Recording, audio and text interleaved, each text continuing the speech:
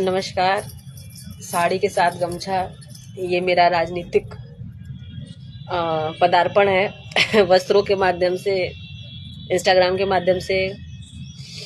और मैं ये कहना चाहूँगी कि जो लोग भी मुझे समझ रहे हैं या चाहते हैं कि मैं राजनीति में आगे बढ़ूं और हाँ, एक प्रधानमंत्री पद की दावेदार बनूं, प्रबल दावेदार बनूं, तो मुझे शेयर करें, लाइक करें, फॉलो करें, कमेंट करें। मैं अब अपने निजी जीवन के बारे में बात करती हूँ। जब मेरा प्रेम विवाह तय हुआ तो मेरे पिताजी गाना गाते थे, लगन तुमसे लगा बैठे, जो होगा देखा जाएगा। और जब वो गाते थे तो वो बाकायदा, मेरे पिताजी बहुत अच्छे ढोलक वादक हैं, मतलब बहुत अच्छा ढोलक बजाते हैं, बहुत बढ़िया, उम्दा उस्ताद है ढोलक में। तो ढोलक बजाते बजाते नहीं, ढोलक पे नहीं, दीवाल पे बजाते बजाते गाते थे, लगन तुमसे लगा बैठे, जो होगा देखा जाएगा। और तो उस मुझे समय बहुत शर्म आती थी कि मेरे पिताजी मेरे लिए गाना गा रहे हैं और चिढ़ा रहे हैं, या जो भी उस समय विवाह के माहौल में हंसी मजाक था।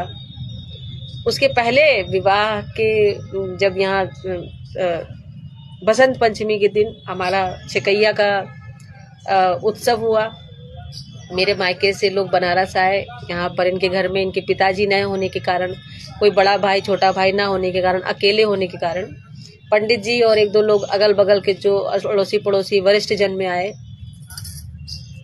भद्र पुरुष।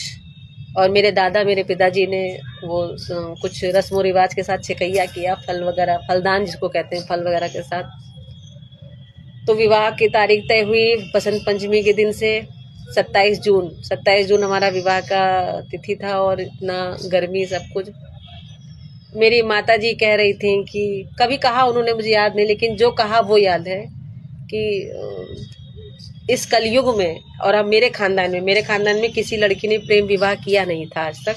किसी लड़के की भी हिम्मत नहीं हुई। लड़के तो वैसे ही कायर होते हैं लड़के तो वैसे ही कायर होते हैं। तो स्टैंड लेने की हिम्मत लड़कों में आज भी नहीं है। बहुत कम ही लोग हैं जो स्टैंड ले पाते हैं और करके दिखा देते हैं। तो जिससे मैंने प्रेम विवाह के लिए जिसको चयन किया है ना, उसने स्टैंड लिया और मेरा विवाह उससे हुआ। मेरे 2 बच्चे हैं, कन्या और पुत्र दोनों हैं मेरे पास एक संपूर्ण परिवार मेरे पास है, जिसकी जो कमी है, कमी तो वहां भी है जहां पर सब कुछ है। अभी मैंने कुछ समय पहले न्यूज में सुना था, यूट्यूब पे, चैनल पे, कि जो कमला पसंद परिवार की बहू है रितु चौधरी, 40 वर्ष इनकी उम्र है, एक पुत्र की माँ, इतने बड़े संपन्न परिवार में उनकी बहू ने फांसी लगा लिया है। कारण क्या? अपने पति पे शक होना कि वो किसी दूसरी महिला के साथ शारीरिक संबंध में है, और पुत्री भी है। तो होशियारी नहीं बताइए कि अगर वो कहीं इंगेज है तो हम भी कहीं इंगेज हो जाएं, अपने आप को सुरक्षित रखें, अपने बेटे को सुरक्षित रखें। लेकिन महिलाएं इतना ज्यादा भावुक रहती, या तो आर या तो पार, या तो तुम मेरे हो या तो मैं मर जाऊंगी। लेकिन मैं वैसी नहीं हूँ। मैं बहुत समझदार हूँ, बहुत समझदार। और घर परिवारों में, बहुओं में, सासों में या अड़ोस पड़ोस में कोई किसी को बहुत अच्छा मानता नहीं। सब सभी से ईर्ष्या करते हैं। कोई किसी को नागिन बोलेगा, कोई किसी को डायन बोलेगा, कोई किसी को लोमड़ी बोलेगा, कोई किसी को कौवा बोलेगा, कोई किसी को छछूंदर बोलेगा, कोई किसी को भालू बोलेगा। वो सब आप मुझे बोल सकते हैं वो सब मुझे बोल सकते हैं। मेरे अंदर सभी जानवर हैं ये डिपेंड करता है किस सिचुएशन में कौन सा जानवर या कौन सा जीव बाहर आएगा, सब मेरे अंदर है। और जो भद्र पुरुष या भद्र लोग होते हैं, सभ्य, उन्हीं को समझ में आता है कि नहीं, गहराई की बात क्या है ना। ऊपर ऊपर जो है वो छोटे छोटे लोग, साधारण लोग, भोले मानुष, भलू मानुष, सब सहज हैं। लेकिन जो गहराई की बात है वो हर किसी को समझ में आती नहीं है, और पल्ले भी नहीं पड़ती, और वो लेता भी नहीं है। जैसे वजन ही हो उसमें कुछ वजन हो जो हर कोई उठाना नहीं चाहता है। तो शब्दों का वजन मैं उन्हीं लोगों के सामने रखती हूँ। जिनकी क्षमता होगी वो उठाएंगे, जिनकी नहीं क्षमता होगी वो स्किप कर देंगे, आगे बढ़ जाएंगे, है ना। बहुत से लोगों के लिए तो मोदी भी कुछ नहीं है, तो मैं क्या चीज़ हूँ। लेकिन मैं क्या चीज़ हूँ वो मुझे पता है, मेरी अंतरात्मा जानती है, मेरे परिवार वाले जानते हैं। मैंने प्रेम विवाह किया अपने चयन से किया, अपने शर्तों पे किया। और आज यहाँ पे जो भी खट्टा मीठा पहलू है उसको मैं घोट रही हूँ या लील रही हूँ। ये बताया गया कि गुड्डा गुड्डी का विवाह नहीं होता है। विवाह होता है संबंध जिसको निभाना सीखो, नहीं आता है सीखो उसको।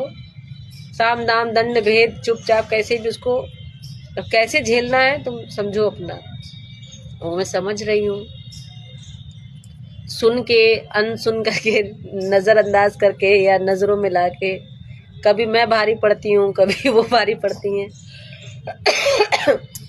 कड़वे प्रवचन सुनते सुनते हम भी कड़वे प्रवचन देने लगते हैं, लेकिन ऐसा नहीं होना चाहिए। जो हम किसी के भी शब्द, गालियाँ या दुर्व्यवहार अपने सर पे कचरा उठा लेंगे तो हाथ और चरित्र हमारा ही गंदा होगा। इसको मैंने समझा, नहीं समझा था तो मैं खूब गालियाँ दे रही थी, खूब कर रही थी, खूब लड़ाई झगड़ा कर रही थी।